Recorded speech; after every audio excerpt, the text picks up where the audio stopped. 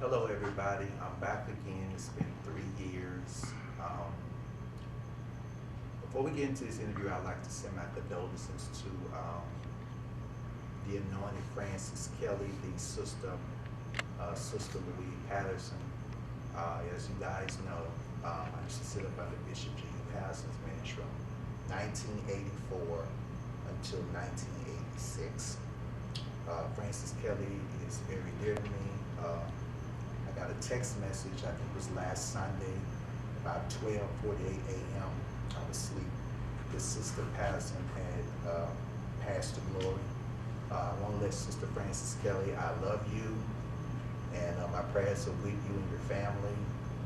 And like I stated on Facebook, Francis Kelly is like my family. Our family go way back to really back to J.O. Patterson Sr. when he was born in 1912, and my great-grandfather was born in 1899, and my great-grandmother,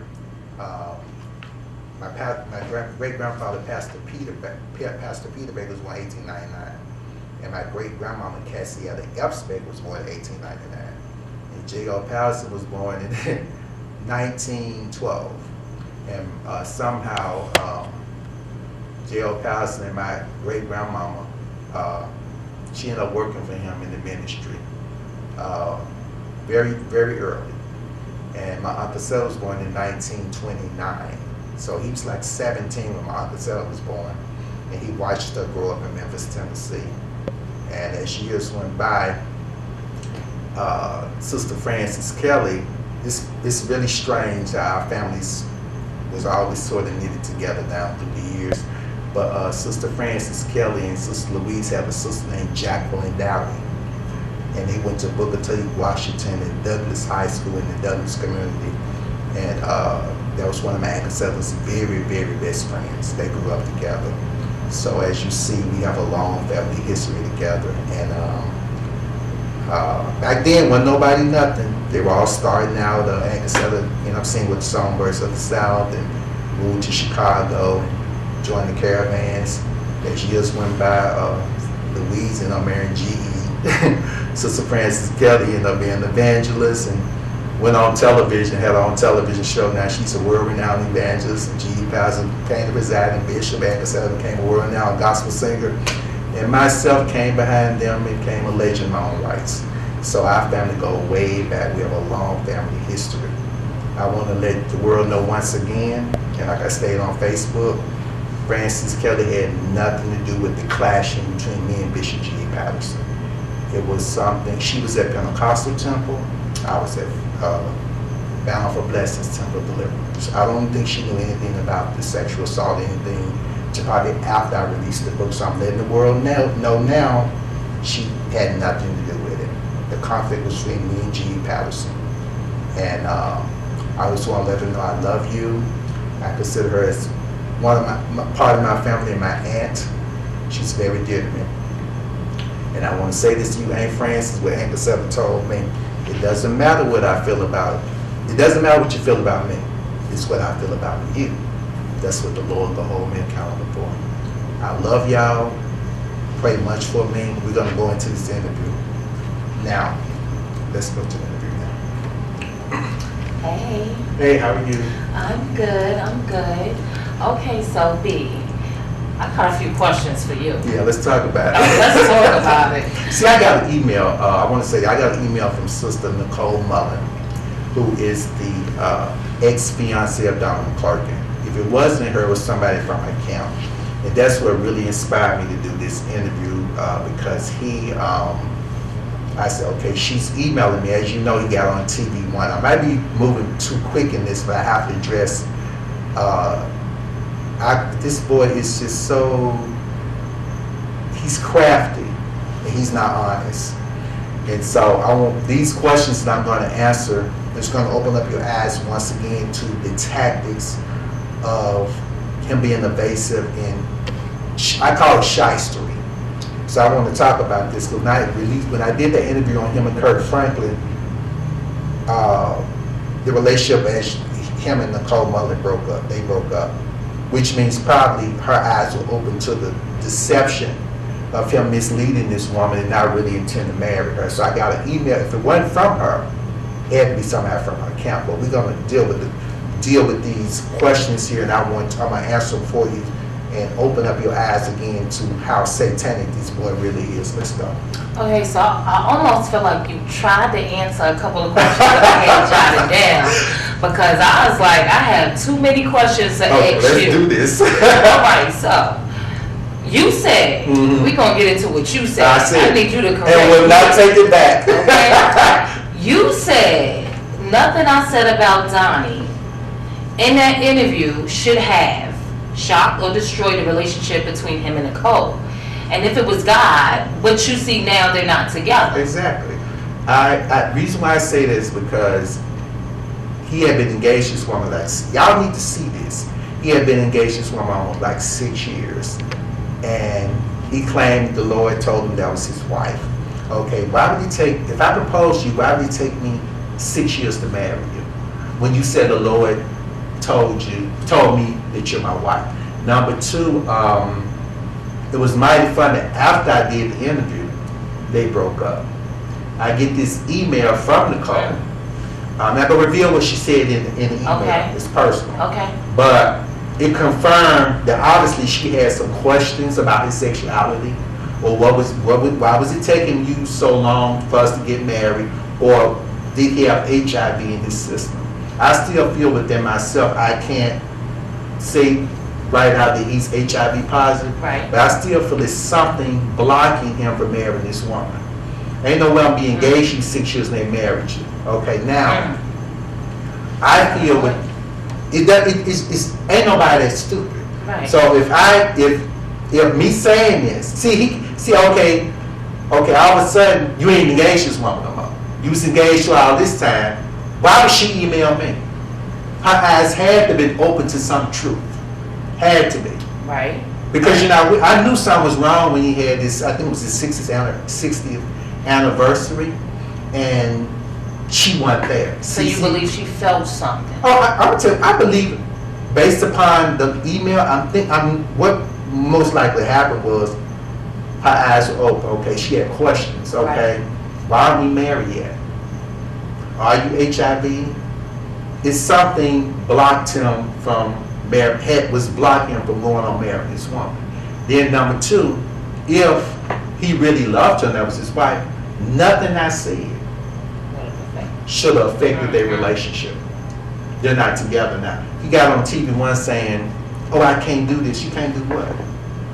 What? You still ain't came clean and told us what it is you can't do. What you said? The Lord said you say you deliver from homosexuality. You saying this your wife. Why come you ain't married this woman? Then turn around and said, "I can't do this. I'm gonna be alone by myself." Okay, why you gonna be alone by yourself? If you deliver from this, why can't you go on to be with a woman now? Right. What's really blocking you? Either you got something in your body, or you desire being somebody else. No, or you desiring to be with a man. That part. Next question. You said a whole lot. Did I go low in the You said a whole lot. This boy is a hypocrite. And see, what made me do this is I'm going too fast. Come on. Oh yeah, this is the beginning. Yeah, it's one trick after another. It's just one. I call it. You know what the gymnastic skills are. You ever seen the Olympics where they just dance? Then when they get through that, they flip. They just do their hands. It's one trick, gimmick, lie after another with this boy. The alibis are so incomplete. When you go get the real, see, I can see the guy. Ain't no way in the world I'm gonna mislead this woman. See, first of all, he evil. He can't have a heart.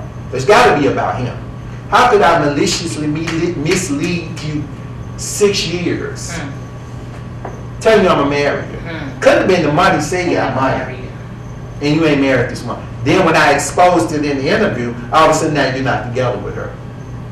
It's some truth in it. And what it was, her eyes were open. I intended to set you free, Nicole, because he was never intending on marrying you.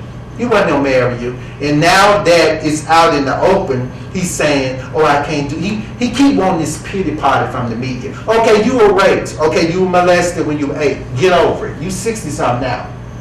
The God I serve ain't gonna have you miserable about something that happened 50-something years ago. Right. You can't have God in you. Right. God ain't gonna let you suffer for something that you really didn't have no control over. Once you realize you didn't have no control over, what are you really holding on to? Right. Except you lack being, obviously you lack and you want more of it. That you can't go be with a woman. That you can't Okay, move on. yeah, let's go. Yeah, you need to come on, let's go. Okay, wait, hold on. So you also said, if you hadn't done the interview, Exactly. okay, Donnie would have still been married. Engaged. Well, engaged, you're right. Finna. Yes, Finna. they. Finna. Finna. We go get, he was still to this day, it's been 3 years since I did the interview, Finna married this woman. And never. I don't think he ever was intending on marrying her. I think it was a cover to cover the fact, okay. He was finna marry her though. Yeah, that's what he telling y'all. But obviously he wasn't because she emailed me. So it had to be some truth in it. If it didn't have nothing to do with what I had to say, I never would have got the interview. They would ignore me and guess what? They would have been married by now. So wait. Aside from that, you also said that Donnie was throwing the gospel industry under the bus. He did. This what made because me he wasn't happy about his sexuality. I think that's what it did. Because see, this what really made me do the interview on you again, hypocrite. This boy is a hot mess. This boy is a crossover gospel artist. What that means, his music is being played on the R&B stations. Okay. They're not just being played on the gospel stations. Right. This boy's him and Kurt Franklin, Mary Yolanda, probably CC Winans. A lot of these are crossover contemporary gospel artists. Right. How you go get up and judge the black gospel music each time they on their way to hell because they're listening to secular music and they're drinking alcohol when you were standing on stage with Stephanie Mills, Gladys Knight, that hypocrite Patti LaBelle, and all them R&B singers in the entry. Your music is being played on the R&B stations. You're standing on stage with them. But the other gospel artists, you right, they ain't no good just like you. Right. Okay, but all of a sudden now they going to hell. Now it was all right for you to get you where you want to be or where you at, but now they on their way to hell. They don't even add up. Think about it. Now all of a sudden you got this epiphany from on high. This is not of the Lord. You milked the R&B industry and the secular industry made him. He wouldn't be where he is without those people. He's been on Oprah, probably those major top television shows that probably those other gospel artists dreamed of being. Okay? But now it's satanic. It's of the devil. Now, it was all right at the time. You see what it is? He's not relevant anymore. He's not one of the ones they're talking about anymore. So do you think that people can change? That boy ain't no change. That boy got the devil in him. Hey, he just released this thing in a couple of weeks. I said, this hypocrite.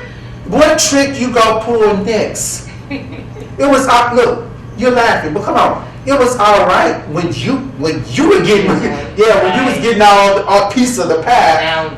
Now it's on the devil. Oh, the only way to hell. Oh, okay, but and when they was talking back then, I remember for years the scandals they were talking about how wicked the gospel musicians were. They were talking about the whinings. His face was on all him. Kurt Franklin was like top news. The demons. Now you say sanctified, filled with the Holy Ghost, and that of my to burn the fire, like the saints said. And they on their way, and you ain't gonna you redeemed by the blood of Jesus. It don't add up. The black church, hold on. The black gospel music industry did not make you. Because I know for a fact, I knew an artist that was on, back then it's called Savoy Records, this is Malachi. Now I knew an artist that was on Savoy Records back in the 80s. And he told me, he said, Lerone, we only have to sell 20,000 units to keep our recording contract. That means 20,000 albums. Okay. That ain't nothing. Right. They weren't even making that. Gospel singers still are not top selling chart sellers compared to probably hip hop probably busting the charts. Right. R&B and soul, you know what I'm saying? Right. Diana Ross has got nominated for a Grammy for her album she released. Thank God for that. You know, but she's one of the only ones that's held on to that love soul thing. A lot of them going R&B. But what I'm trying to say, gospel music still isn't the top selling in in the industry industry. like the rest of the music. Right. And they know that if they don't go contemporary, they're not gonna really sell no records. Right. What I'm trying to say, everybody's known the church never really bought gospel music. Right. What they do, reason why, because y'all let them sing y'all songs in the church. So why we go back? If they sing your songs in the church and the choir singing your songs, what we go by the album for? We sing that at church. Right. We got the main So song. that kills a lot of y'all sales there. You see my point? So how you go turn around and see what I'm trying to tell you, hypocrite? You can't fool me because I know the industry, okay? The black church did not make you. The R&B singers bought your records. That's how you got the millions. That's how you got on Oprah. That's how you got on The View and the other talk show, because you were selling records through pairing with R&B singers and standing on stage R&B singers. Hypocrite. Come on, bring it on. You dealing with somebody I know. Listen, because I wrote this all the way down. Okay, so now you also said if he was truly saved, he would not have went along with any of it. He would not have went along with any of it in the beginning. From the beginning, because ain't no real if it's not If of it's God. godly. If it's not of God, Gotcha. the Holy Ghost would say, no, this ain't me. I'm gonna use the example of me being at G.E. Patterson's church. When I had the thing going on with him, I felt convicted.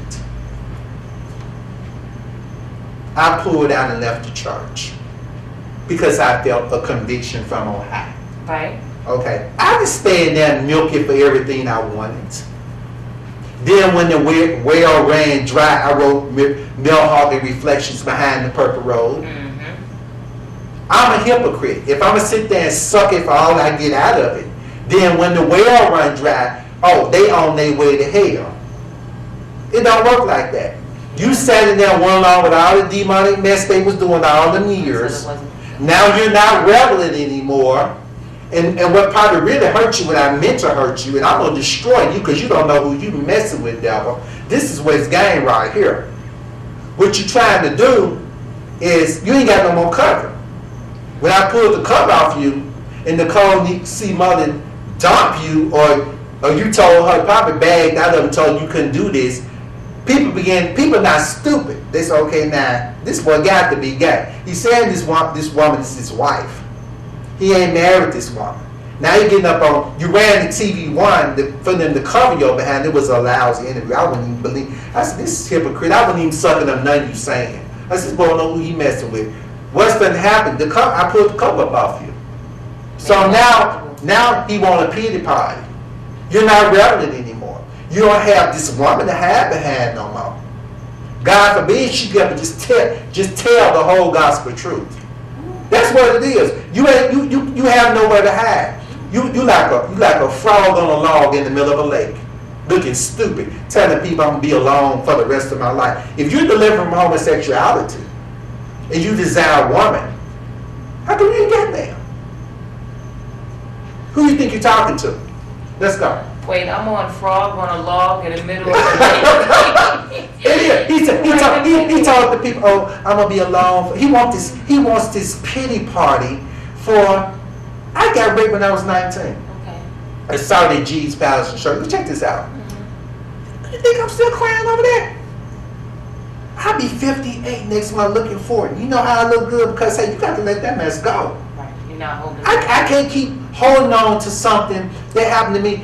Don't you know probably what? It happened in 2 more years, be 40 years ago that happened to me. You think I'm still crying over that?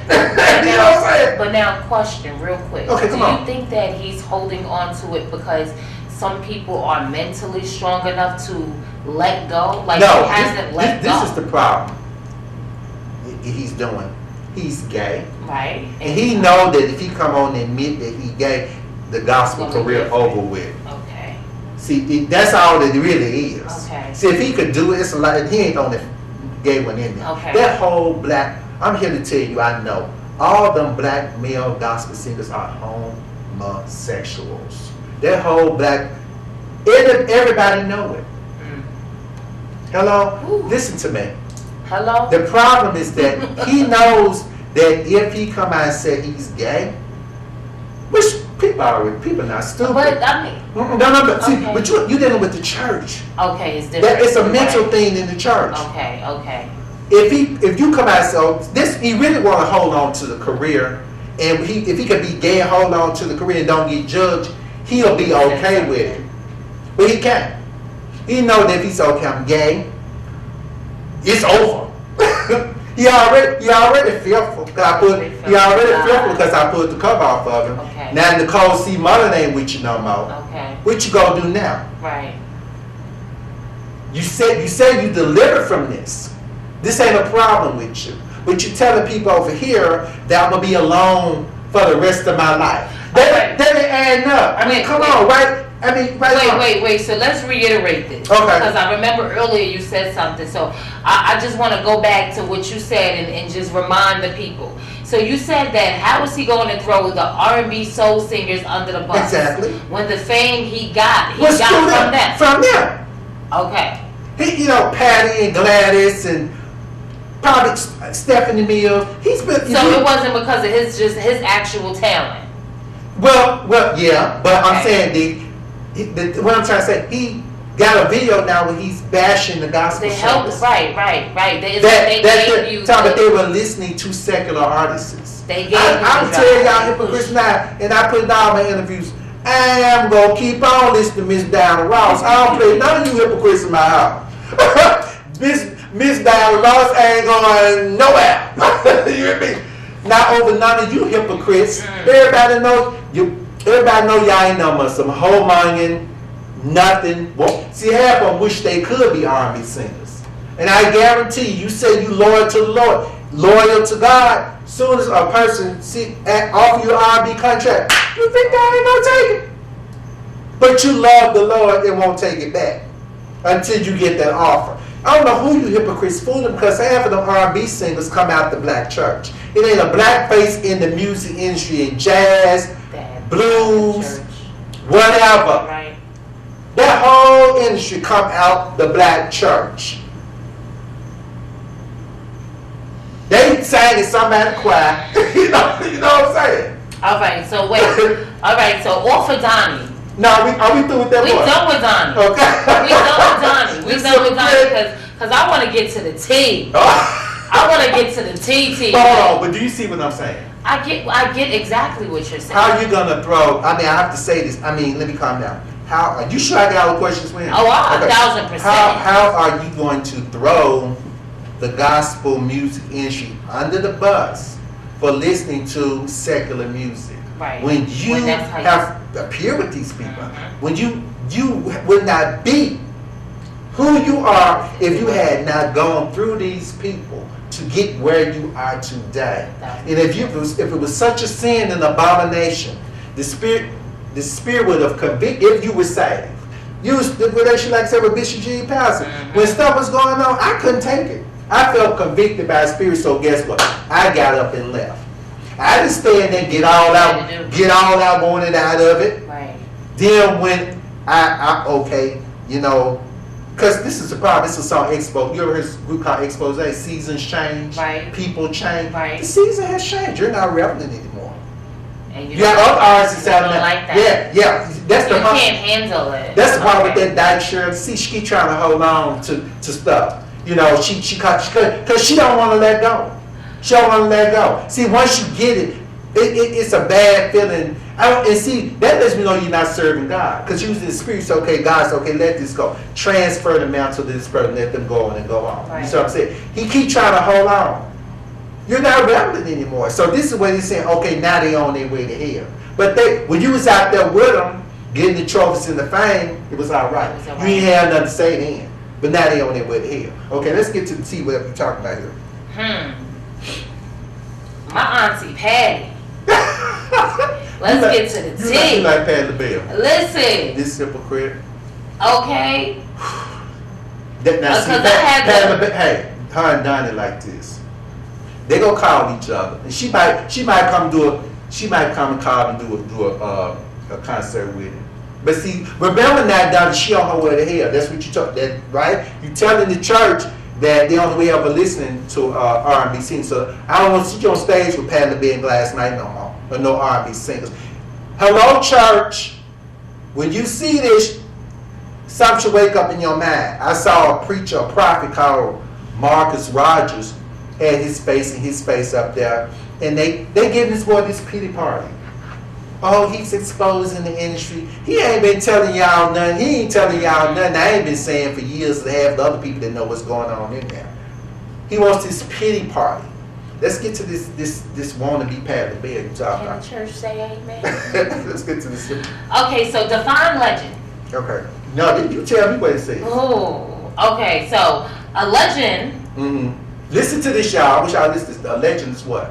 A traditional story, sometimes popularly regarded as historical, Exactly. but what? Mm-hmm. Unauthenticated. The legend of King Arthur. Mm-hmm. Okay. Okay. Now define icon. Icon. We do. Okay. Go show you. Listen to me, people. Please listen to me. See, this was wrong with y'all. Before you get to icon, icon is the highest level of fame you can get to. Remember that. So When I started my career, I was what is called popular, renowned, now I'm legendary. Legends only happen after 30 years you being in a career. Okay? I am not an icon. I can't fill up a 40,000 seating arena or coliseum alone. I can't do that. I'm not ashamed to admit that. now the question is, would a legend? A legend is a matter of, it's 4 steps of fame: popular, renowned, legendary, icon. I'm a legend. Legendary means a story that's been handed down from generation to generation. Mm-hmm. I would define a legend coming out of a family of icons and legends. I have a history of legends and icons in my family. Right. And because of my works, I'm legendary. I'm not an icon. If I do a greater works, which I plan to start recording in the future, when I die, I will most definitely be an icon. Okay? Define icon. Okay, so icon, Hold on. I want you to hear me because I'm going to break down to y'all this hypocrite Patti Labelle, what she trying to do. She ain't no icon. Let's go. Okay, so an icon, a painting of Jesus Christ. Who? This is a person you worship. Icons are people you worship. Read slowly. Or Okay. another holy figure, Mother Mary. typically Mother Mary. in a traditional style on wood. Used as in to devotion in the other Eastern churches. Mm-hmm. Okay. Are you finished? A person or thing regarded as a representative symbol as or worthy of veneration. You finished? Yes. Okay. Talk to you. What she just read, let's bring it home to now. Natural icons, mortal gods. We have mortal gods in the industry. Elvis, I'm from Memphis, Tennessee. Elvis Presley is a mortal god. That man, I remember when he died in 1977. I'm from Memphis. We was living in Raleigh. They broke the news. Elvis died. People shook all over the world. These are the R&B pop icons. The Beatles. Them men been broke up I don't know how long, but guess what? They ain't gonna never die. The Beatles. You heard the Beatles? I heard the Beatles. Look how young you are. How old are you? I'm 38. But see, you shouldn't have heard of the Beatles. You get my point. Follow me. I'm going to show you something. The Supremes. Heard of the Supremes. Who heard Stop and Name Love, Baby Love, Where Did I Love Go? These number 1 hit songs. The Supremes. Okay, let's go to Cher. The Cher, Madonna, Michael Jackson, Prince, Janet. Patti Labelle. Patti Labelle's not an icon. I'm finna show you why she ain't an Okay, icon. come on. That's the point. Teach me. Okay, she keep trying to put herself on the level. This skank. Icons do not need nobody to fill a building up. They don't. You think Janet, Fox So would Janet Jackson be an icon? Of course. Janet Jackson can't come to the Fox Theater. She might be at that concert. The Mercedes Stadium. Or what you think? Alone. Hey, alone. By herself. Cher was here. Tickets gone less than a day. Icons. Madonna. Let's not touch Madonna. Think about it. The mess we'll have out here with Madonna in town. You get what I'm saying? These are Diana Ross. Tickets gone. You don't want that mini pad. You can't touch Diana Ross. This woman broke barriers in the 60s. This woman record sales was with Elvis and the Beatles. White people. I promise you want to beat Diana Ross. It ain't gonna happen, sweetie. Okay. Let me finish. I'm not through. Go ahead. We gonna get down the line. These are icons are mortal gods. People camp outside for these people tickets. Them icons. It's the truth. Icons are people, what we call Michael Jackson was an icon. People, hello? Michael Jackson was an icon. This woman you ain't no man these people lead. You ain't sweet to give it up. Okay? These icons are mortal gods. People hate to say you don't supposed to worship nobody but God. People worship these people. You got people dressed up like Elvis. You got people, my cousin Josephine Baker. There was a guy actually committed suicide. I think he committed suicide over Josephine. People worship these people. Well, you did say something that just like, I think kind of like dawned on me. Because you just made a statement and you said people dress up like Elvis. You have people that dress up like Michael Jackson. They're icons. But you don't see too many people dressing up like Auntie Patty. Ain't nobody trying to camp out. Let me tell you something, baby. If a person camp outside and fly hundreds and thousands of miles to see you in concert, I had some friends of mine that was from Memphis, Tennessee, right, about 300 some miles away. They actually drove from Memphis to come see Diana Ross at the theater. I know some friends of mine that flew to another country to go see Cher and Diana Ross. I'm just make an example. Ain't nobody. I know some friends down here that I'm gonna ask you a question. I'm gonna put you on the spot and surprise you. Just say what is you gonna ask me so I remember. Ain't nobody flying out of the United States to go see no pie cooking maid like you, sweetie. You keep trying to put yourself on this big level like you so big, but you don't have the catalog or nothing. She don't have the catalog. The Bluebells was a flop. I'm sick of you getting up on these interviews trying to cut down Ross down like she took Cindy Burst off you. That's not why Cindy Burst on left your group. You weren't hitting. You didn't have no hits. I think y'all started out in 61, 62, 63. From 62, see, I researched your little name behind that one. You can't trick Baker.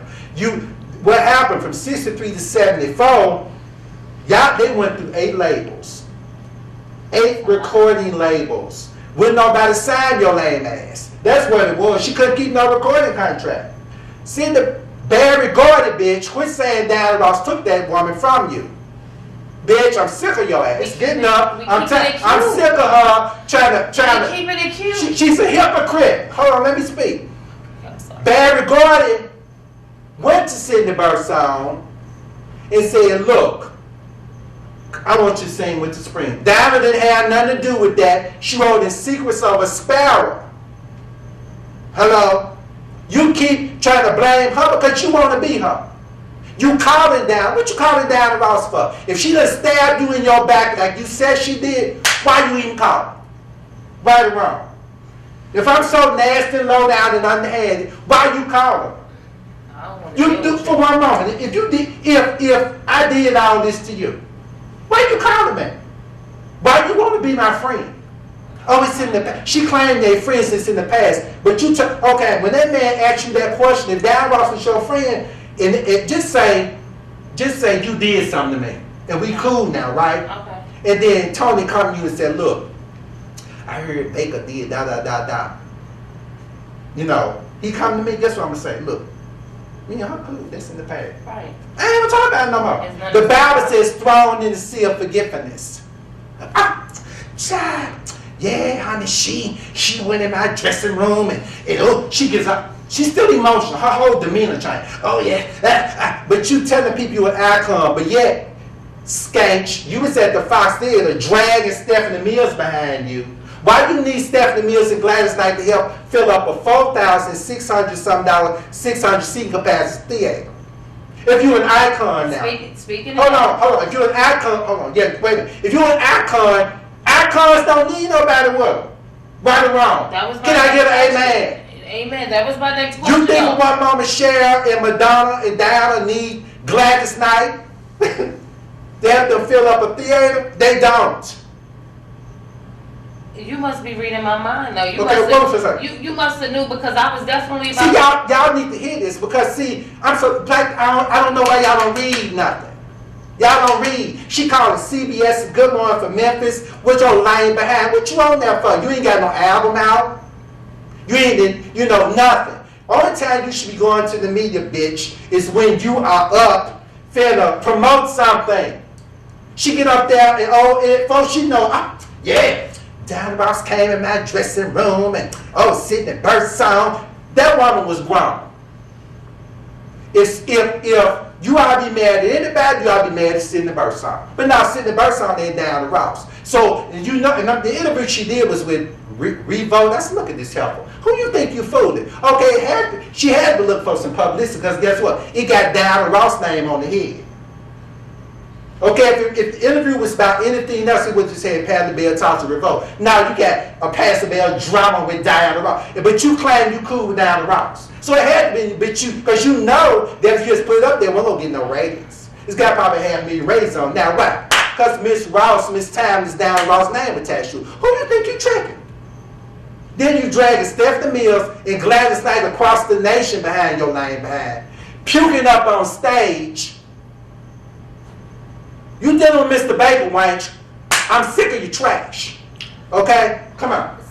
So I'm going to just guess that you ain't never tried the pie. I ain't gonna eat it. See, I'm the one for it. Okay. And you know where this coming from. You touch my mantle. I'm gonna destroy you. It ain't over till you out of here. Let's go. Okay, so you know what? The crazy thing about it, I was going to ask about the Gladys Knight and Stephanie Mills thing. Please. I was, but so we're gonna let's reiterate Baby, that. I love me. I wrote it down, and it's like you was just reading my mind. Steph never knew love like this before. Ain't that the jail? Steph, don't let her use you like that, baby. Friends, love me some Steph. So you said I've been blowing me. Hey, Steph. Steph, I would have came see you if you didn't have that thing with you, baby. Next time, look, Steph, never knew love like this before. You don't need her. Don't let her use you. Come on. So, but you said, so we're just gonna, you said Patti Labelle has to use Miss Gladys. Yes. Stephanie Mills. Yeah.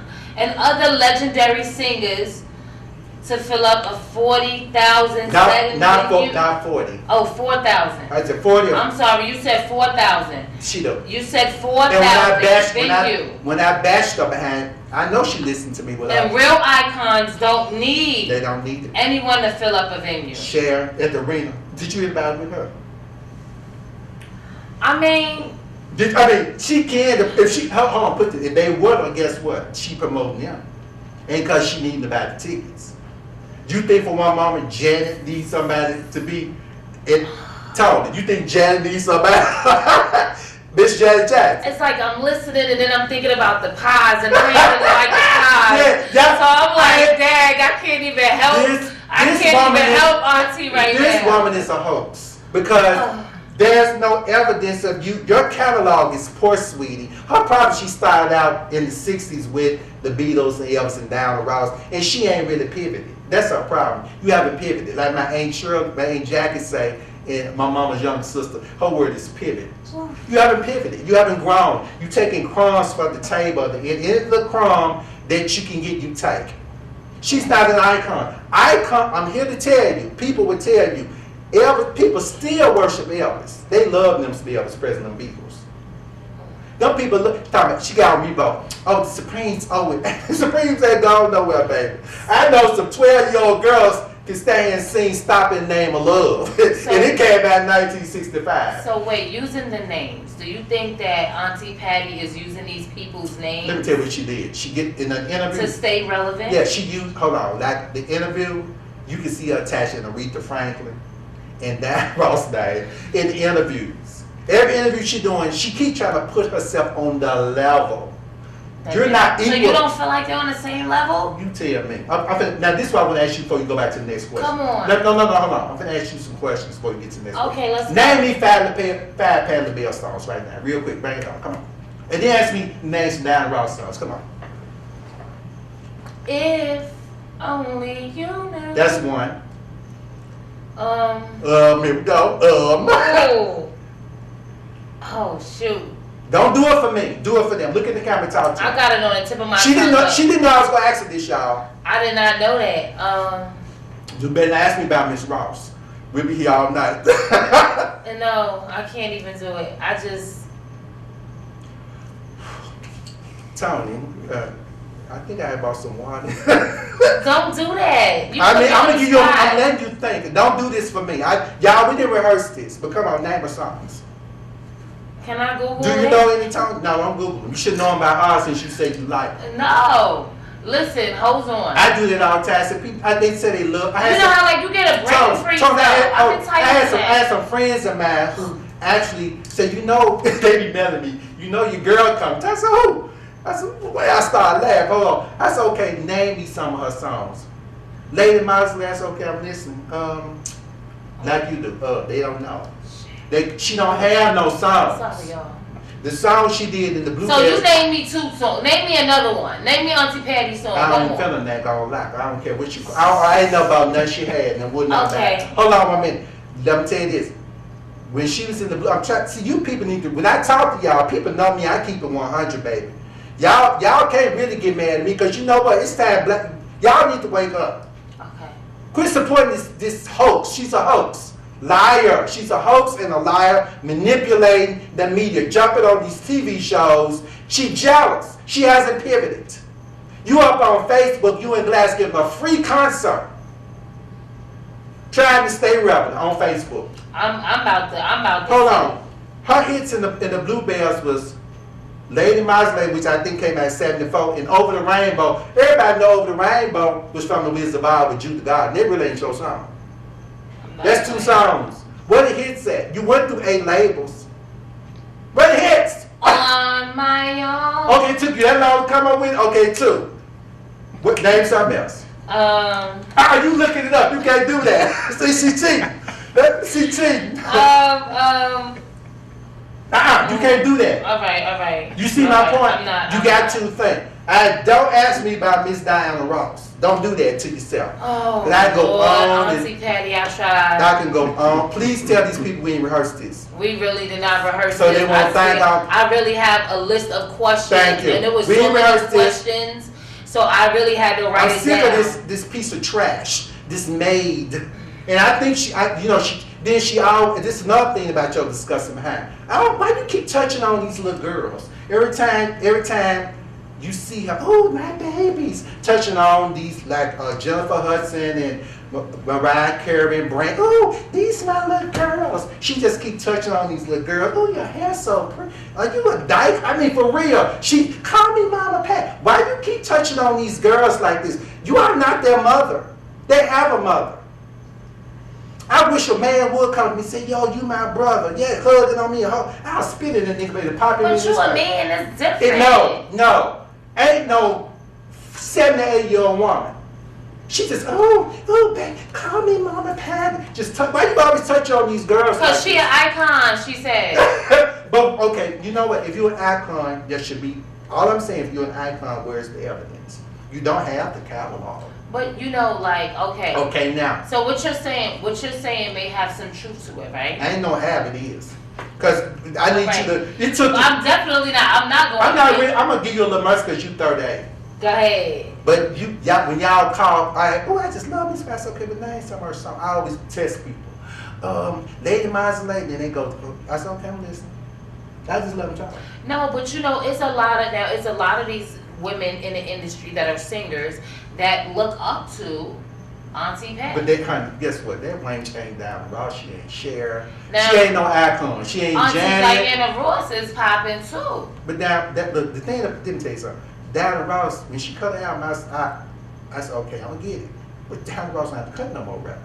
All right, wait, hold on. Let's be realistic. Let's get to this. You dare not ask me. Please don't ask me about that. I need to get to Look, this. I call that Diana Ross songs and tell you what year they came out. No. What song the album's on? No, because More this his, right here is stop about the how names long up. that- More his fastest race, 1965.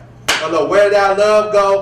1964. Baby Love on there. Standing at the crossroads of love. Run, run, run. Hello, Someday We'll Be Together. Cream of the Crop album. Hello, last album is Farewell, 1970. Solo album, 1970. Ain't no matter how you know, reach out and tell But it just somebody. sounds like you like Auntie Diana better. I'm still waiting, 1970. Oh, I sure do. 1970. Do you know you're going to album Diana Ross? Hello. I thought it took a little time to learn about loving. That's my song right there. That's the song after theme from Mahogany on side one of the LP. Wait, so this is the Upside Down, yeah. Come on, this is the 1980 album Diana. I'm coming out. 1980. I need to know this. Why Do Fools Fall in Love? 1981. Mirror, Mirror on the Wall on there. Never Too Late. What else? Think I'm in love. Think I'm in love. Think I'm in love again. That's on the Why Do Fools Fall in Love about Silky Electric. Muscles Roll for Diana Ross. It's a cartoon character on it. Hello. Need I go on and on and on? You made sit down, please. Let's go. So this is something. Chain Reaction, 1985 album, Eaten Alive. I don't want to get eaten alive. Okay, I can't hear it. Oh my God, Auntie, I'm trying to help you. You can't help that, man. So now this is what you said, and I really wanted to get to this part. You said that Auntie Patti hasn't broken any racial She ain't broken no barriers racial barriers, nobody. for her black people, She ain't did it. She hasn't. Her catalog. like your cousin, Okay, Josephine. like Lena Horne, Josephine, okay. Lena Horne. like Miss Gail Fisher. Let's deal with Gail Fisher. When you talk about racial, see what made Diana. See this. She jealous because she was. See what she started out around the time Diana Ross did. Okay. And the Supremes broke the racial barrier Okay. because they were on Ed Sullivan shows. Oprah Winfrey said, it was strange because the day they was on Ed Sullivan show, December 27, 1964. Right. Was my mama had me that morning like 12:46 in the morning. Or 12:45, about 12:43 a.m. 64. That night, Somebody's that night, that wasn't here. the day I was born, that night, my mama holding me. That night, my mama probably was in the bed in the hospital holding me, and they was watching the Supremes on Ed Sullivan show. 3 black women. Oprah said, I started crying. Oprah said, no, I probably was like bucket, like, ooh, but I'm just saying, it was strange day. Her first appearance was the day I was born. It was like destiny. I ended up loving this one, but hold on. Oprah said, color folk on TV. He said people right to the TV to see the prank because they broke a racial barrier for black people, and that's what it is about Diana Ross. She ain't broke no barriers. Diana Ross is. You know, did you see what she sang for the Queen before the Queen died a couple months ago? Oh, really? A sea. You know what a sea is? You can't see the end of a sea. Oh, wow. All you see is just water. Right. People was. They was there. This flooded. one, you need to give up, sweetie. You done missed the mark. Oh, I'm so sick of you getting up on these TV shows. You are lame. You a hoax. Where's the catalog? You could probably get all her little hits on one CD, and they'll probably throw, I say 13 songs on one CD, but you throw your 4, 5 little hits, wherever they are on one, they'll probably throw some on there to make it 13 that ain't even hits, because you ain't got none. Okay, now let me say this, because you She said pathetic. one of the most, you said one of the most disgusting things you saw Auntie Patti do. You said you saw Auntie Patti pull out a pistol and put it on the table. On the television. That's how pathetic the television star with Lee Daniels. Yes. She played the part of Queen Latifah, and it's so funny because I was an extra in that show. You were? I was a couple of series that they did. Were you in it? I was an extra, so I was a security guard. No, I was a correction officer. at one of the points of Star when they had the correctional They facility in filmed the it gym. here. Yes. It was in the I heard the Morehouse professors were trying to get it pulled off TV because it was just degrading to the black people. This is how disgusting she is. She'll take any crumb from the end, but you so mega. That's crazy. You're such an icon. When you're an icon, you don't have to take the crumbs. Right. Okay, check this out. She played Queen Latifah's and Brandy's mom. I remember. She came and pulled a pistol out on the table. But you supposed to be representing your black. You promoting violence. That's really what it is. You so big. You should some move parts. You should be able to turn down. So I'm not gonna do that. I heard Lee Dance was trying to get. I ain't watch their trash. I think. No, I'm saying it was a TV show. It was a part of But the we show. know it's entertainment. But guess what? It was just the fact that it happened. I respect Darren Russell because I remember her in her career. She said, "I'm not showing my. She said, I ain't gonna be showing my body." You have a choice. If you really an icon and you up there, you ain't got some things you ain't got to do. She got to because she trying to stay relevant. She ain't fooling me. But I said to myself, how could you promote this kind of violence when all this black on black crime? I don't care if it is entertainment. You got a lot of people who cannot decipher entertainment from reality. Right. They listen to a lot of this rap music actually acted out on the street. Right. You're promoting violence, but you're representing. You are some trash, honey. You a piece of pathetic garbage. I don't know who you think you tricking. Because see, I know, I read stuff. I ain't never about your records. Never, ever, never will. But I'm letting the world know you a piece of trash. And you ain't fooling nobody with these free concerts, dragging Glass Night and Stephanie Mills, these other legendary women behind you to fill up a building. They ain't 5,000, you can't fill it up. When Darren Ross filling up arenas and coliseums all over the world, she was over in UK. Go on YouTube, it's just for people everywhere. Everywhere, tickets gone. People still trying to get the ticket. Hello? Cher, Janet, Madonna, probably Celine. People came out behind you, honey. They came behind you 20, 30, 40 years. They now sold you. Filling up arenas and coliseums.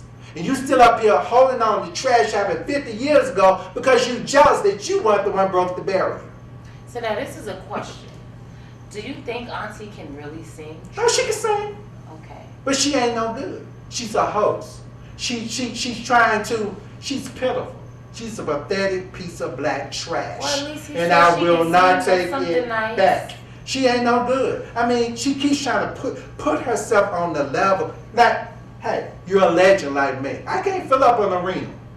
I ain't gonna sit up here and think I can fill up an arena because Josephine Baker or my cousin or try to push myself out to be more than what I am. You are what you are. If I don't do more work, I'm a die legend. Hello? Ain't no wrong. To be a legend is proud. A lot of people don't get legendary status.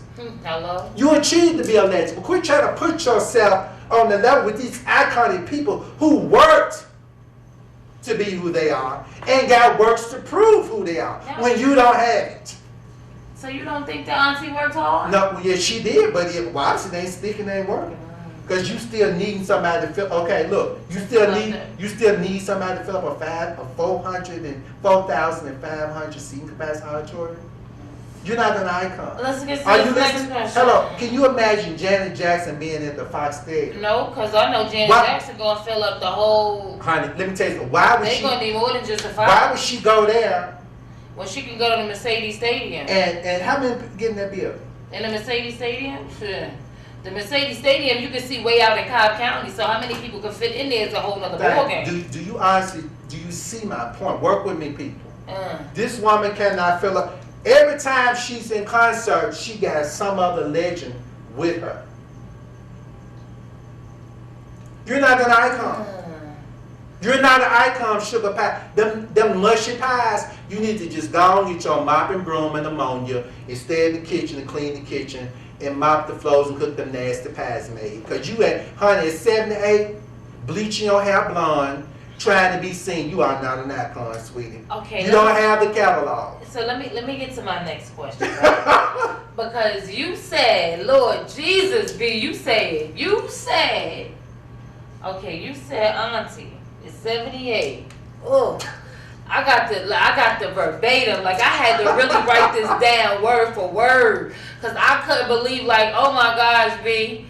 Okay, You said my auntie is 78 years old, piece of a wannabe, black trash, verbatim, trying to be seen wearing loud blue and yellow, fingernail polish, and bleaching her hair blonde, looking like a nasty porn star MILF. That's nasty. Oh, you got hold on. You got a 78-year-old woman with loud blue fingernail polish on. I had to close my mouth, y'all. I mean, anybody with any morals can look at this. A 78-year-old woman with some blonde hair, with some blue fingernail polish on her fingers, and some loud, like that shit. I mean, but you know they doing a lot of different things nowadays. But hold on, you 78. I mean, come on. You trying to? You said, hello, look at me. Hello, that's what you're really trying to do. That's disgusting for a 7. A nasty, no, a MILF isn't the point. MILFs are old cougars who like young boys, so you know. A MILF. They nasty. They'll do anything sexual to get a young man. She trying to attract somebody. They had a room out on how true I mean, she might like him young. Hold on. Now we gonna get on that. I heard there was a room out on her. She was sleeping with her drama. Then she got on breakfast. The little young boy was like 40 something. I don't know how true it is, but hold on. Next thing I know, she was on the Breakfast Club and he addressed it. That's not true. And I said, yeah, sure it ain't.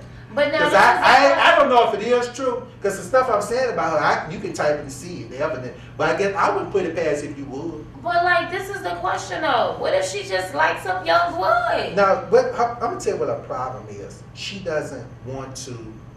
When it comes to that part of the appearance, you can be old and carry yourself with class and respect. Right. You know what I'm saying?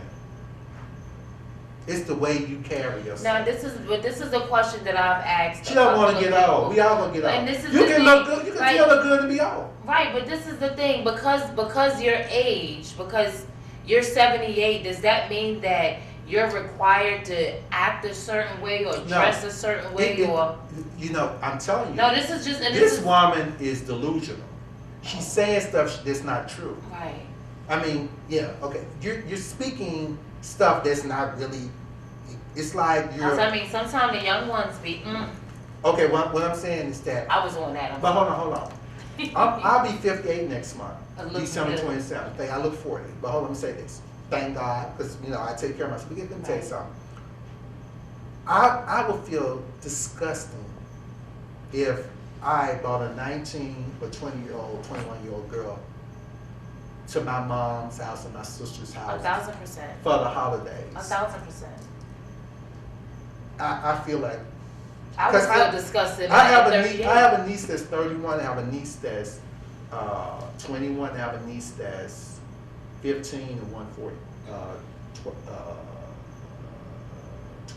Okay. I feel like this girl is my daughter. Right. How come I can't get a woman who in her 40s? I mean, no, I agree with you. I'm talking about my standards of who I am as a man. I agree with you. I respect anything. I would be a mentor to this young lady, or her uncle, spiritual little baby. You're a beautiful girl. Watch yourself. 1,000%. I would not try to seduce this girl. To me, that's a predator. To me, that's predatory. You dressing yourself up, and if it is true, even if they didn't say it, I believe it. Well, you know, because there was a romance she was sleeping with Keith Sweat. I believe it. She ain't nothing but a piece of trash. She's a low life piece of garbage. She's trying to but I mean, she's he's so old much. enough. She ain't back because the stuff she's saying, there's no evidence of it. You such an icon. Where's the catalog? Where are the hits? I'm just for keep it real. I mean, let's keep it real. Where are the hits? Diana Ross had a 4. I think it was a Supreme. I don't know. She had like 2 or 3 box collections. If only you. Yeah. You know what I'm saying?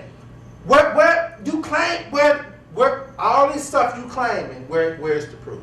That's all I'm saying. Prove it. Prove it to me. She making pies. I heard she didn't give her $1 million. I don't know. This woman is. I don't really know. I ain't gonna talk about the pies. So let me get to the next one, right? So you said Auntie wants to be more than what she is and does. It ain't working. It does not have the musical catalog to back up what she claims. She don't have it. She don't have the catalog. So to what extent should an artist, a legend, icon catalog be? Okay. I think Aretha had a 4 CD collection maybe. I'm not really sure. Look and see about. Okay, no, we're gonna finish. Look up later. No, but I know for a fact. Auntie Aretha. Hold on, I know one thing. My mama down Ross had a collection 4 CD. It had the first CD had all Supreme hits on. Right. Then the one from the second, and third one had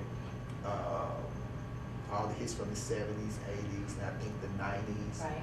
It came out in 90. This is 93. Okay. I got every LP peeled down Ross and Meet the Supremes up to now when they made CDs and everything. I've been following down Ross at 13. I'm not lashing out at you because I'm really sick of you pretending like you like my woman when you don't. See that I know Diana Ross is not. See, the thing about Diana Ross, she ain't messy. She the type of person. I wouldn't know why I really like Diana Ross because she don't play. She don't have time for no mess. She let y'all say what y'all gonna say. She not gonna say anything. She know you full of trash. I'm gonna tell you what. But I know Diana Ross. Diana Ross is like, I'm not gonna say anything to keep the peace. Right. Cause I heard her say one time in an interview. I think when they was harassing her out there in London, England, when that woman touched her breast and she pushed the woman off or whatever. Right. They arrested her, they detained her. And she said, sometimes when you say something and make it worse, you ain't fooling nobody. Diana Ross, you got your game. I'm gonna tell you what her game is. She got a game. Her game is that she thinks she could befriend. She's always trying to undermine. She's crafty. She has a plan. If I can just get her to stand on stage with me and apparently make her like our singer, it can make me look bigger than her. Right. That's the game she pulled with I Want to Know What Love Is. She claimed everybody said she stole the show from Diana Ross. Ain't nobody heard it till you said it. Right. Hello. Right. Then what was something else about Diana Ross. Diana Ross ain't no fool, baby. Mary Wilson was one of her best friends. When Mary wrote those books and said all that other stuff, I never took Mary's side over Diana because them girls. Right. That Mary know Diana.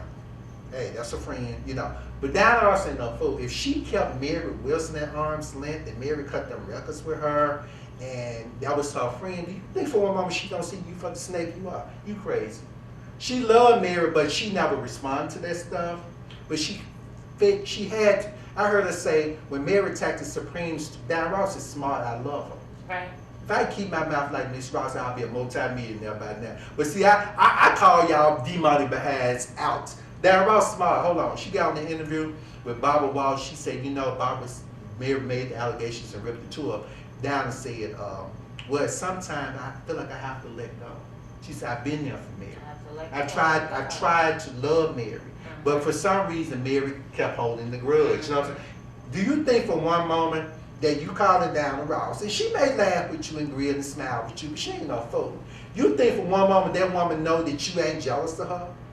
That you want to try to undermine her when her and Mary Wilson cut the records like that? And I was so proud of her when she finally said out her mouth. And Diana Ross don't play, but she threw. And Mary turned around and attacked two got broke up. And Diana said, sometimes I have to let go.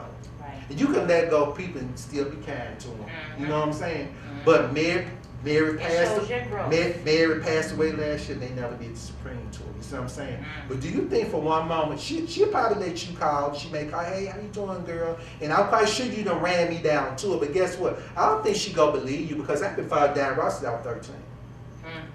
I got every album that woman ever made. She'll listen to you, but that woman ain't stupid. You think for one moment that woman know that you ain't nothing but a snake in the grass, but she gonna be kind to you because that woman been in that industry long as she have. She know every slimy snakes, every snail, and every dog, cricket, crevice, and then you one of them, baby. You ain't fooling nobody but yourself. Okay, so wait, I got a couple of more questions that I had to write down. But before we get to that, what's one of your favorite Diana Ross songs? Oh, baby. Supreme favorite songs, Reflections of the Way Life Used to Be, because I named my book Malehogany Reflections behind the purple robe. But you talking about Diana Ross songs, do you even have one, or is too many? You know what? Reflections. Okay. I played Reflections yesterday, I think it was. Okay. Because for some reason, my friends be telling me, you are stuck back in time. But I'm not happy with the times. Do you feel like you're stuck back in time? I don't think I'm missing anything. Okay. Because of the way I was raised, I have a lot of strong convictions. And God has given me the power of correction. I'm correcting this lame woman. She is. Y'all quit giving her these TV appearances. When she call y'all, say, look, are you finna be in a movie? Are you finna cut an album? Don't book her. Because she ain't doing nothing but trying to act like she more than what she is. Okay. Sweetie, you need to get over. You ain't no icon, honey. There's nothing proving that you're an icon. Okay, wait. Okay, wait. Now, hold on. Went back to my down raw songs. Okay. Reflections is my favorite. I don't feel like I'm missing anything because I look at this. I'm a man of morals and standards. Okay. I just can't go along with a lot of this stuff going on. And people sell their soul out for a dime. I agree with I you. can't do it. I agree with you. I can't do it. I cannot go along. Maybe because my mama gave me things. I mean, you were raised with morals. Yes. My mama You were taught raised me with morals. right from wrong. I was Dignity, raised. Yes. respect. These people don't have no morals. And when I see a lot of this stuff, I said, but you didn't get it the right The thing way. about it is a lot of these people, they're easily bought. Yeah. And it's like, you know, when you're not easily bought, like you can't you don't have a monetary value upon yourself. You know, it's just like I work hard and I make the money for my hard work rather than you buying me. Mm-hmm. You know, and so you know, you have morals. You were I raised do. differently. I try. I think that a lot of times, and it's not to say that, because some people are raised with morals but still do what they want when it comes to money. Exactly. And it's like, it's almost like power. Mm-hmm. You get what I'm saying? Yeah. It's like they never had.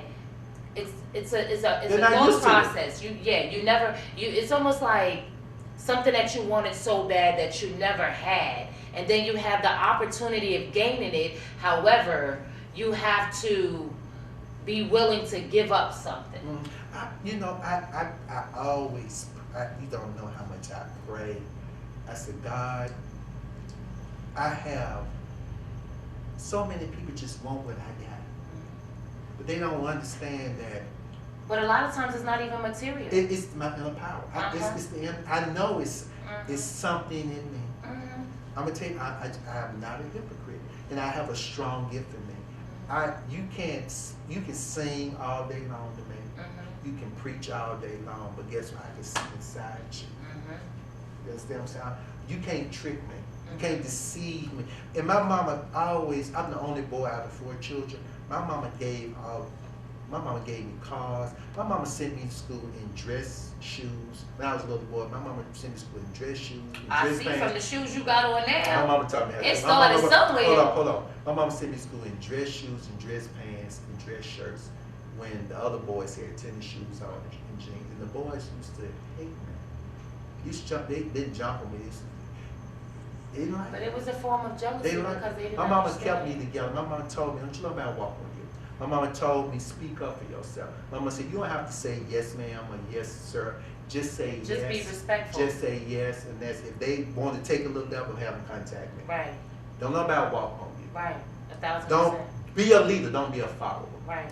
You see what I'm saying? My mama took me to church at age And 7. when you lead by example. I was raised in church since 7. My Right. Pastor Andrew Jackson, if I went to Mount Pleasant, my pastor taught us right from wrong. Andrew Jackson, like Andrew Jackson, New York.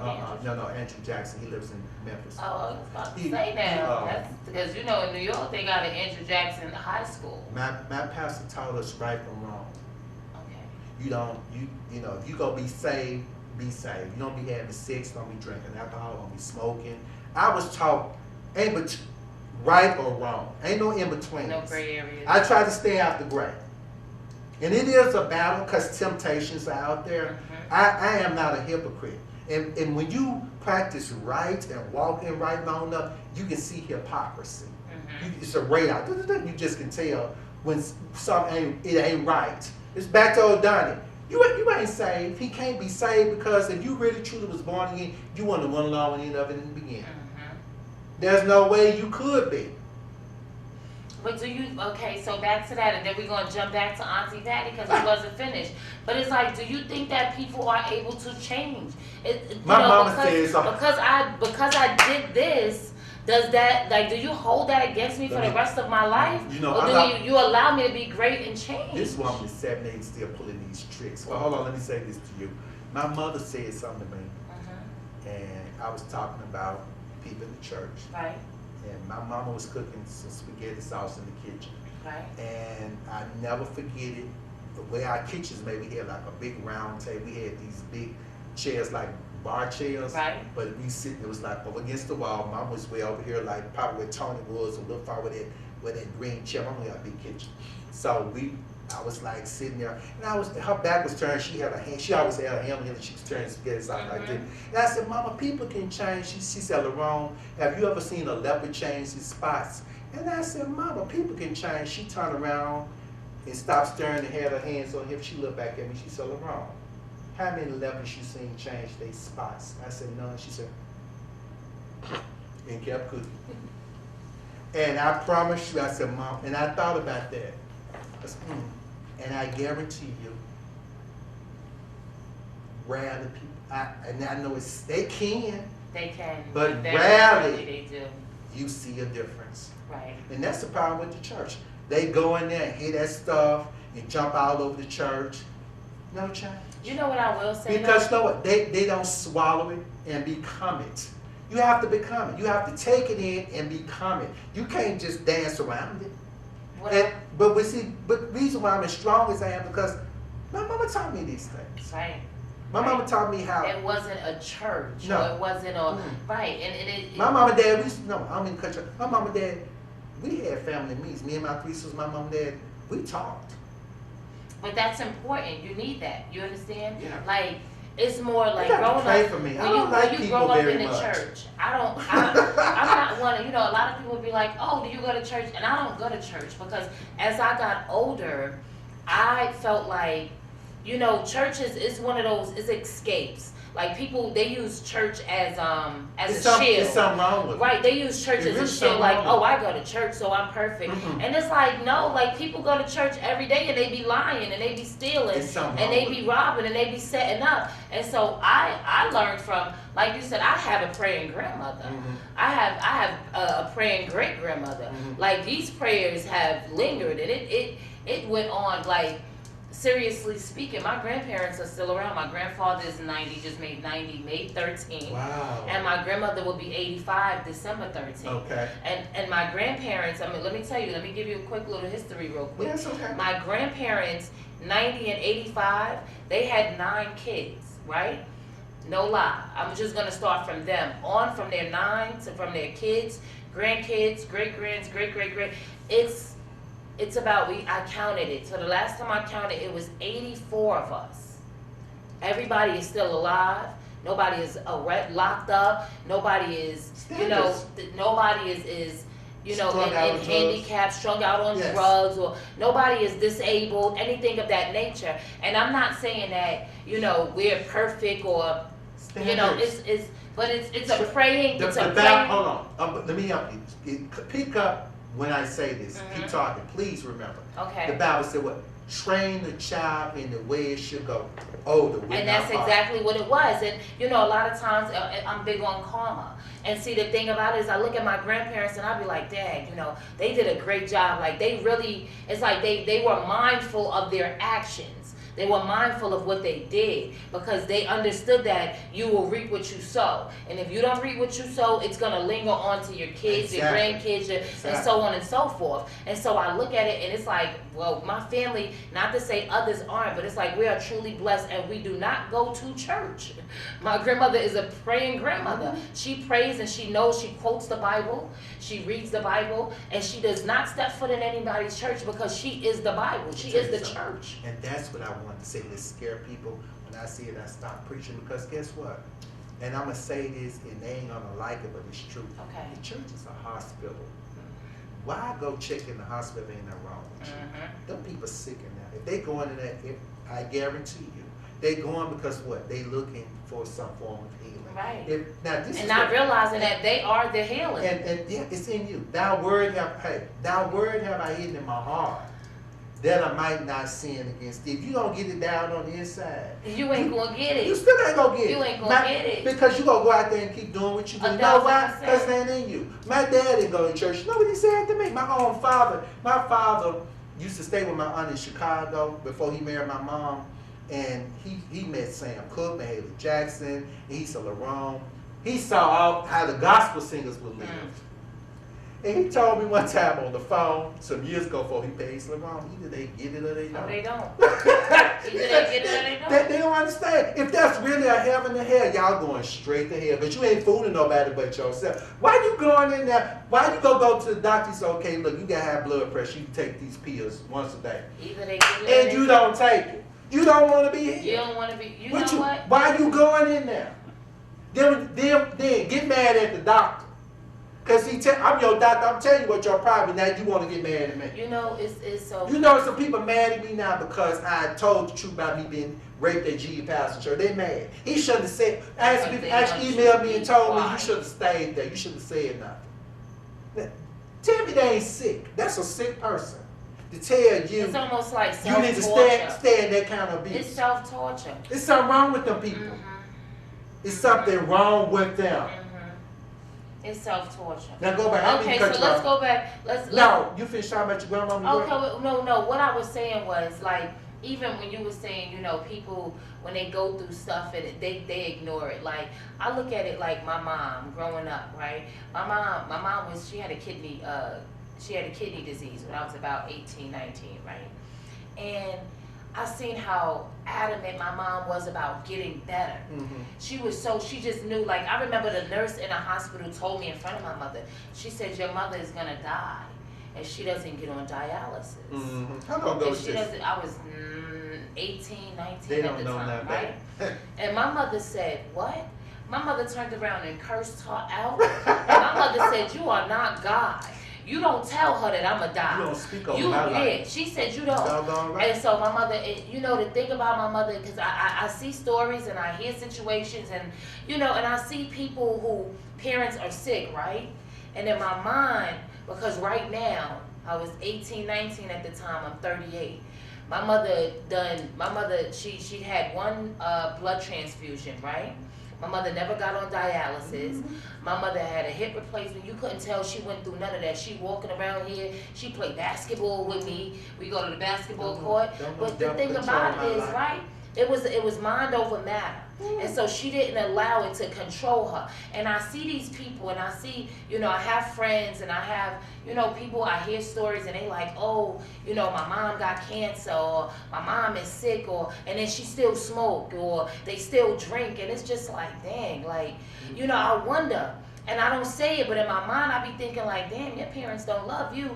Because my mother, she said, I was going to live for you because I know you wasn't ready for me to go. You couldn't handle this world by yourself. So I just prayed and I just stayed strong. And she stopped doing whatever it was that wasn't conducive to her well-being. You know, she said, I'm going to make sure I live for you. And she did. And so when I see people going through health issues and it's like, your parents ain't stopped smoking for you. I haven't smoked a cigarette in 2.5 years. And I had a cyst on my breast, and I didn't know what it was, right? But it scared me enough to say, oh, no, I'm not going to smoke no cigarettes. Like, I want to live for my kids. Exactly. And so I stopped. And people are like, how did you stop smoking? And I'm like, shoot, because I don't want to die. I got kids to live for. And so I try to understand when people find out they got health issues and they continue to do the stuff that's going to break them and kill them, why mentally do you not want to live for, not even for yourself, but you had kids, you have a purpose. So why you don't want to live for your kids? You understand? Like, why do you just want to die? Like, was that the purpose of your life? The purpose of your life was to just like to live and to do drugs or to drink or to smoke or to do this stuff and then that's it. And then they say, oh, you got cancer. And it's like, you're just going to keep smoking or you're just going to keep drinking or you got alcohol poison or you're just going to, oh, well, you have COVID. And, you know, you just put yourself in these situations where you don't want to better yourself. It's like, it's really, I tell people when you're sick, It's a mental thing. Mhm. Because see, your mind goes first. Mhm. Your mind goes before everything else. And as long as your mind say, I'm gonna die, your body is gonna die. Because your body is feeding off of what your brain is giving it. You understand? Your brain is saying, oh, I'm done. And so your body is like, I don't want to wake up. I don't want to work hard. I don't want to work out. I want to stay 500 pounds and be obese and then die because I'm overweight. No, tell yourself you're going to be great and you're going to better yourself and know that you have know that you have it in you to want to live. It's like nobody has a purpose anymore. Yeah, who don't? Nobody has a purpose. And I look, and like you said, it starts from home. And this is why when my daughter, my 8-year-old, she's like, Mommy, I want to go to church. And in my mind, I'm like, girl, please. Don't like, take her now. you know, and you understand? It's like, it's so toxic that it's like, I just want, like, okay, so let me show you. And I tell my kids, I'm going to teach you how to deal with life. Because see, if I teach you now, by the time the world tries to corrupt you, you're going to be able to decipher right from wrong. You're going to be like, oh yeah, nah, my mother told me about that. Oh yeah, my mother told me about you type of people. And then you'll be able, because see, the thing is, if they jump, if they go that way, then it's like, oh, you had a choice, Pooh. Because Mommy told you this was going to happen. I'm very vocal and honest with my kids. Because I don't want them to be surprised. I don't want them to be surprised. I don't want them the world to ain't gonna have the no world mercy. is not at all. No. Not at all. No. The world is a cruel place, and you have to be able to be very vocal. And them churches are full of predators and pedophiles. And you can't be scared to say. They are. You and know, you know what God showed me? I'm gonna cut y'all. Go And do I'm gonna it. tell y'all something. I said, God, why do they cling to the music and the preaching gospel? Because they so half of them, they have to They have. don't know Hold that. on, no, they have to have that to feel important. They know they feel disgusted. But I read some up on a drug that's circulating out, and it was saying somehow a lot of people, they need that to feel good about how Of nasty course. and despicable they really Of are. course. So how? But see, you can't see because they dress up like It's they so. self-sabotage. Yeah, they dress up like they so holier than thou. You know what I'm saying? But it's just a cover. The Bible said having a form of godliness but denying the power thereof. The power you got in you, they don't have it. They don't have what is called self-resistance. The Bible said, resist the devil, he'll flee. They don't understand that. They flesh is so out of control. You said something, okay, if I'm not going to do this, I'm going to do this for my children. My children need me. Yes. Love will make you do great things. But the thing is, you have to know love. True. They don't know love. You get what I'm saying? No, you have to know love. No, if you don't know love, there's a difference then between how love do and I- sex. Difference between love and sex. There's definitely a difference. And if you don't know love, how can you expect to love something so much to wanna live for it? Amen. You get what I'm saying? That's right. I love my kids to the point where, I always thank God to, guide and protect and to love on these babies, because it's like they look for me to have the answers, And as mom, I want to make sure that I prepare them. Like, times have changed from when I was little. From when I was little, I used to think that my mom, like, I would hear my mom over talk with her friends, and it's like, oh, girl, this person died, or that person died, or, and I'll be sitting here like, dang, mommy losing a lot of friends. But then when I got to that age, it's like, dang, this person is dying, and that person is dying, and I'm sitting here, and I'm wondering, and I'm like, I never want to be in that situation. It's almost like you see what life is, and then you know what death is. And because you see what life is and you know what death is, you never want to be on the death side. You want to be able to know that you have lived your life to the best that you could have. Good, bad, and indifferent. Nobody's perfect. And because nobody is perfect, we don't live a perfect life. We make mistakes. And because we make mistakes, we're entitled to fixing those mistakes. We're entitled, we're able to right those wrongs. You understand? We're not perfect, but we have to lead by example. Talk to me. We have to lead by example. And if we're not leading by example, then what are we doing? We're self-sabotaging. You have a lot of these women that's getting their bodies done. People aren't real. They're getting their bodies done, and they have, you have this fake body and you have this fake image. Well, why do you think they're doing it? They don't love themselves. No. They're trying to attract attention. It's the attention, but you don't love yourself. You understand? You're right. You don't love yourself because I'm not perfect. I have scars. But at the end of the day, I'm perfect for me. I told somebody, I said, everybody isn't going to be thin. Listen, I hate the fact that I never had boobs. I used to be like, God, why you making me bigger titties? You understand? I wanted bigger titties. Be quiet. I swear. I used to be like, when I get some money, I'm gonna get some breasts. Don't do that. I used to always say that, right? My mother would be like, when you get older, you're gonna gain weight. I'm like, no, I used to be a 0 for a long time, literally. I used to be like, no, mommy, I need some. I'm trying to get thick. And then I got older, okay, and I started gaining weight. Yourself. And I'm like, oh, okay, I like this. And then I see these women who's getting their bodies done. And I had a good friend of mine, right? She got her body done and she had a whole new attitude. And then her friends, they had their bodies done too. And that's the type of friends she had. But I couldn't be friends with you because y'all not conducive to my well-being. Because see, when I look in the mirror, I love me. You understand? And I don't understand and can't relate to you. We gotta get back to the question. Yes. But hold on, let me ask you this. Do you feel, did you have to go through anything to get to that point, or did you just wake up? No, so I've always loved myself, right? But I had my insecurities. Okay. Loving yourself and insecurities are two different things. Insecure about what? So I was insecure about my skin. I had eczema. Okay, as a kid, I've always had eczema. Okay. And so what happened, not only did I have eczema, I had my skin blemishes. So if I cut myself, normally like people's skin would fade, mine would turn into a black spot. Okay. And so I was insecure about my skin. Okay. I used to wear tights in the summertime. So you went to the root of the problem and solved it. I knew what it was. Okay. No, I got older. It was a picking, like, so, sometimes people bite their nails. I used to bite my nails when I was younger, right? Then I stopped biting my nails and I would pick at my skin. Mm-hmm. And picking at my skin was my calm. Mm-hmm. That was my calm. Mm-hmm. And I still have a habit of picking at my skin. But I love who I am. Now you do. I still do. Skin and all, because what I realized is, listen, men gonna like you bad skin or not. They gonna love you regardless. But you just gotta love you. I don't know what it's like, to not love as far as my body shape. I don't know what that's like. You're a pretty lady, so I don't know what you're talking about. I mean, that's the thing. Okay. So I don't look in the mirror and be like, Dad, I don't like who I am. I want to get surgery, or I don't know what that is. And I teach my girls that. So you think, okay, back to the question. So do you feel that, we have to get back to the question. Yes. Back now, let me ask you this thing, go back to it. Yes. Do you think a lot of people are, well, I know the answer, I don't know why I'm asking you. I think you summed it up there. I think that's Patty's problem.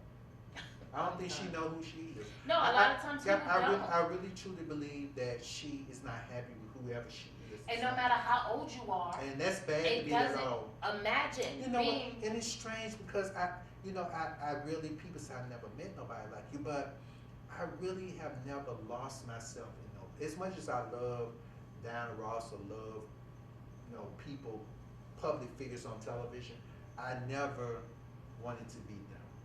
I looked at them as an inspiration. Me neither. You know what I'm saying? Me neither. I never ever lost myself in no one else. I was always inspired, like you said. Yeah. I was inspired by the craft, by the talent, but I never lost myself to the point where, like, even when celebrities die, I'm not the girl that cries about it. Yeah. The reality is this: we all live to die. And a lot of people have not accepted the fact that we live to die. The only thing that we're promised is death. That's the guarantee. We're guaranteed to live to die. Sometimes I hate the gift of me. Right. Because I see 1,000%. I see more than what you're telling me. 1,000%. And you don't get out of my face. Child, you think you mess. I have never seen and Lord forgive me, I'm not saying I'm 100 perfect. I've never seen so many people that are just plastic and change it to a chameleon. And they normalize it. To get what they want. I've never seen just all out there. Whatever it takes. It's normal. I have met some people just whatever it takes. No matter how immoral it is, I can name some people. No matter how immoral it is, if this is what I got to do to get what I want to make me feel good about me, then so I'm talking in church. So be it. And that I said. There's no pride. There's no respect. There's no dignity. Okay, so look, hold on. Last couple of questions because I wrote it down, and I don't want to we gotta get to the core of this, right? So you I said. kind of said enough about that one, but let's go. I mean, I just want to get. Okay, well, I'm gonna get to my last one. Okay. No, go through. Let's get through. Let's get through. Okay. Don't skip. No, because you said that. You told me, you answered my question when it came to Auntie Patty trying to put herself on a level with the real icons. She ain't there. And people gonna, because the Bible said love covers a multitude of faults. Right. When we like somebody, we tend, it has two revelations. When we like somebody, we tend not to see them for what they are. 1,000%. And then sometimes we love them. People show you who they really are. And then sometimes we love them enough to cover them. You see what I'm saying? You know they ain't no good, but I'm gonna cover them anyway. Mm-hmm. So love is, when you love a person, you're blind. But you know one thing about me, I thank God, me and my mother had a real deep conversation about 2 months ago. Right. And we never end on bad notes, but we disagree on a whole lot. And I said, Mom, one of the things you're angry with me about today is because there were things you taught me that you didn't uphold. And she said, what? I said, you heard me. Mm-hmm. Look, I said, you look at me and you don't like what you came out your womb. And she said, yeah. She said, yeah, I taught you to be. She had to remind that, I'm proud of you that you stand up for yourself. Because see, you can't break me. I'm 58. And you ain't broke me in 58, I'll be 58 December. If you ain't broke back by now, it ain't gonna happen. But the Bible said, train the child in the way it should go, older will not part. If I ain't, look, if you ain't broke me down by now to be a hypocrite, you ain't gonna be able to break it ain't gonna happen. That's like an old tree out there. You gotta just go and cut it down. Because there ain't nowhere in the world. By now, if y'all know y'all ain't messing with somebody who don't play the radio, you better wake up and realize, because you demons can't trick me. I'm just looking, I be looking at you, okay, who you think you talking to? Like I read through. Some of it just common sense really to me. But I think, you know what I found out? I don't want to be deceived. That's why I'm not deceived. Right. I think people deceive because they want to be. Right. Can't nobody make you do nothing you don't really want to do.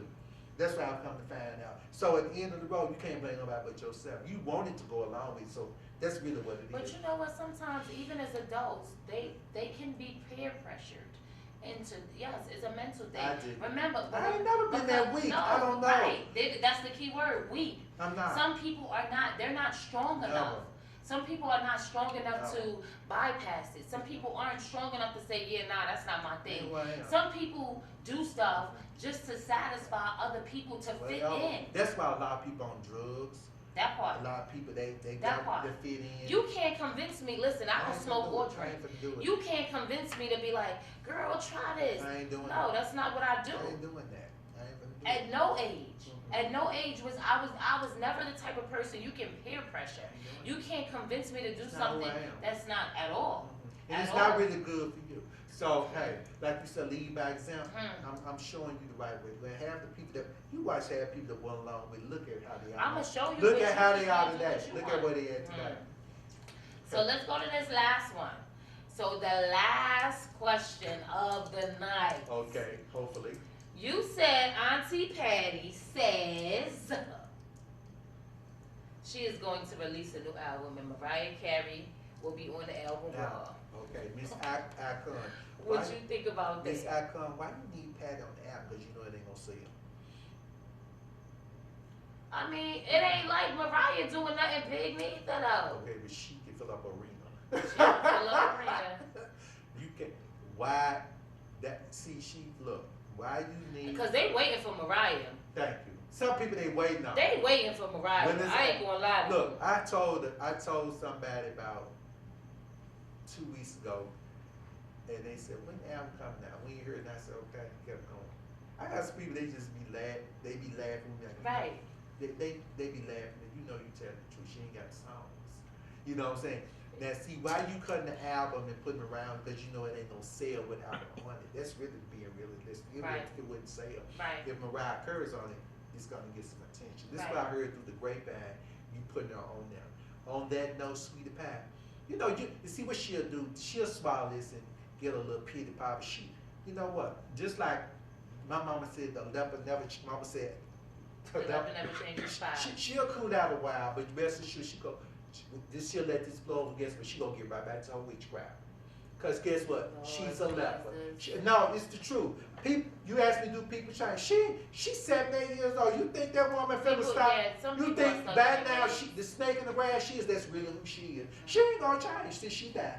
Now that's sad. But see, she in her mind, she got, okay, I gotta go. If I got to keep being the hoax and the liar I am to do what I gotta do, Auntie she Patty. gonna keep on doing it. Auntie Pat. You ain't got to decide. Please let me say that. Please let these people know we done rehearsed this. We did not rehearse this. Because see, This is not rehearsed. I look certain things tonight. I'm like, oh my gosh, Auntie Patty, do not get the belt for me. Let me say for the record. Oh my gosh. Let me say for the record, all my interviews that y'all have heard on me, people send me emails or these are things I want to talk about. The interviewers don't even be knowing. I give them the questions and we don't rehearse it. They don't know what my answer gonna be. People email me and say, okay, I want to talk about I give it to them and I answer. I don't rehearse none of my interviews or nothing. And they're entitled to ask me whatever they want to ask me. So y'all come off that trip like this is planned. Okay? I love everybody. Okay, now now that we're at the end of this interview, Yes, sir. I want my friend Daisy that y'all know, she had major eye surgery on her right eye. She may never see it again. I want y'all to send a special prayer for her. If you go on Facebook on the Sacred Scrolls Daisy, of the we love you. the Sacred Scrolls of Lerone Baker or Reflections of Lerone Baker, you can like the page. You can see a picture of me and Daisy. You can't tell she has some glasses on. She had to cut at the top of her eyebrow up here to get to her eye. And we're praying that they're saying she won't see in that eye again. But know God is a miracle worker. 1,000%. Now, before we leave, I want to introduce to you my new friend here. I want to tell you I want her to tell y'all her name and a little bit about her. Then we're going to close out. Let's go. Hey, you guys. My name is Shauna Shannon, known as Ice the Gemini. ICEDAGMINI. Follow me on Instagram. I am from Queens, New York. Been living in Atlanta for 25 years. So Atlanta is definitely home. What I tell people is New York gave birth to me, but Atlanta raised me. I'm everything. You're every woman, like your cousin. I'm every woman. So, but in all seriousness, I'm a writer. Published my first poetry book back in June 2019. It's called Talent Trapped, and I chose that name because I just feel like there's so much talent just trapped inside of me that in my poems you can't really decipher what is what I'm talking about, any and everything. I am a rapper. I'm a writer. I am an extra in films, movies, videos. I am your all-around girl. But I tell people, first and foremost, I am a mother. I am a mother of 2 beautiful girls. And that's it. You know, I live life. I love God. I work for God. I'm not perfect in a physical form.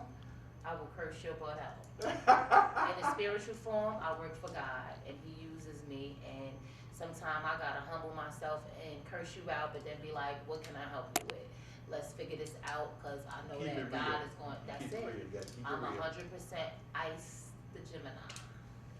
Love y'all. God bless you.